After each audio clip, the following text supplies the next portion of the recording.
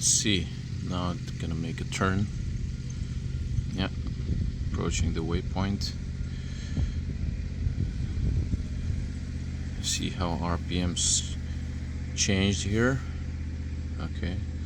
Once they're both green, means that difference between those two is less or equal than 3 kilometers per RPMs per minute. -1 means it's not spinning. Okay, the lines are pretty straight because I fine-tuned the RPM.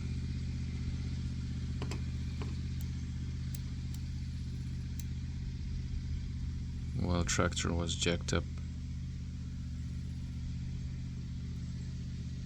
Okay, once those are yellow, it's actually not necessary monitoring RPMs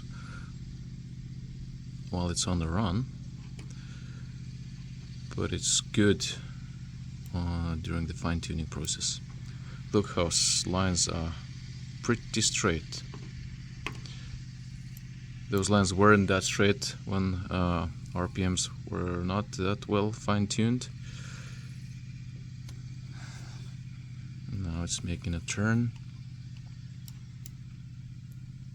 Okay, and back to the line.